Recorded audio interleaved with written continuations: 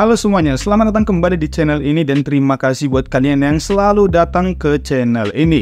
Di kesempatan kali ini kita akan belajar bagaimana cara mengisi pajak Singapura yang muncul di Google AdSense kalian. Kalian harus isi ini karena kalau tidak diisi maka akun kalian bisa ditangguhkan. Oke, bagaimana caranya? Ini dia caranya. Bang, ajarin bang. Ajarin dong bang. Iya nih bang.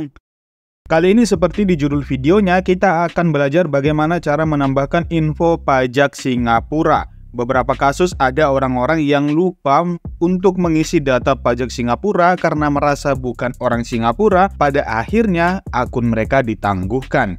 Nah, sekarang bagaimana cara isi pajak Singapura? Kalian buka dulu AdSense kalian di YouTube. Ya, di sini kita langsung pergi aja ke pembayaran, nggak usah ribet-ribet ya, langsung aja kita buat. Dan di bagian pembayaran ini langsung aja kalian klik di bagian info pembayaran. Oke, setelah kalian masuk ke bagian info pembayaran, kalian masuk ke bagian setelan di bagian bawah dan pilih di sini kelola setelan. Nah, ini dia tampilan dari setelan akun pembayaran kita. Di bagian bawah kita scroll aja terus dan kita bisa lihat di sini ada info pajak. Yang pertama ada info pajak Indonesia, Singapura, dan Amerika Serikat. Nah, untuk info pajak Amerika Serikat itu saya sudah buat tutorialnya, nanti akan saya upload ya. Nah, yang jadi masalah kita di sini ada yang sudah dikasih info pajak Singapura, tapi belum diisi sama sekali. Nah, ini tidak semua dapat info pajak Singapura ini. Tapi kebetulan akun adik saya ini itu ada info pajak Singapuranya dan tidak diisi sama sekali.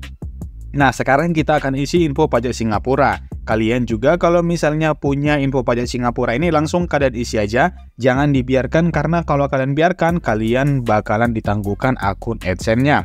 Nah, langsung aja di sini kita klik aja di bagian samping di sini dan kita pilih kelola info pajak. Nah, di sini kita bisa lihat ya, langsung dikasih pemberitahuan di bawah. Untuk Amerika ini udah kelar, tapi ini udah bakalan habis masa aktifnya di tahun ini. Nanti saya akan perbarui lagi. Nah, di sini di bagian Singapura ada pemberitahuan. Untuk menghindari keterlambatan pembayaran dan memastikan jumlah potongan atau pungutan pajak yang benar, berikan info pajak secepatnya. Jadi ini harus diisi ya.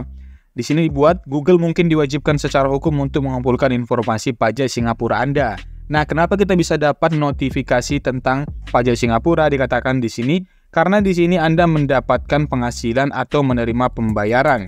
Nah, di sini dibuat lagi pemberian info pajak akan membantu penentuan jumlah potongan atau pungutan pajak yang benar yang berlaku untuk Anda.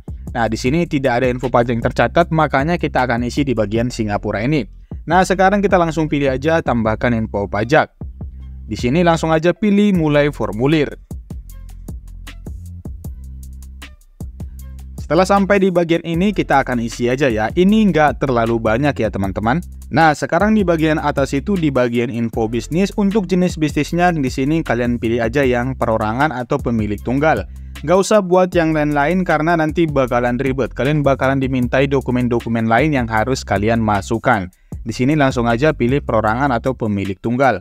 Di sini, apakah Anda memiliki bentuk usaha tetap di Singapura? Tentu saja tidak. Tapi kalau ada harusnya ya buat aja ya kalau misalnya ada. Tapi kalau tidak ada buat tidak ya teman-teman. Kemudian di bagian bawah, apakah Anda terdaftar untuk pajak barang dan jasa atau GST Singapura berdasarkan rejim registrasi vendor luar negeri? Nah, di sini kita katakan saja tidak. Nah, kalau misalnya tadi kita buat ya, kita harus isi nomor entitas di sini ya teman-teman. Kemudian di bagian pembebasan pajak di sini, apakah Anda memenuhi syarat untuk pengecualian pajak? Nah, kita buat saja tidak.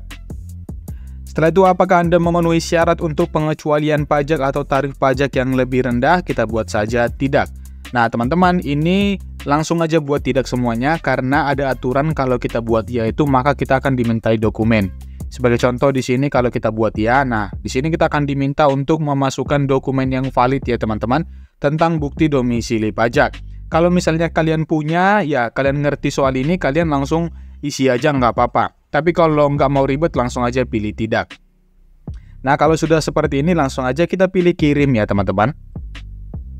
Nah, sekarang ini udah kelar ya. Untuk pajak Singapura di sini, info pajak kita telah diterima. Nah, ini dikirim hari ini 18 September dan masa berlakunya itu tidak punya batas waktu. Jadi permanen ya teman-teman.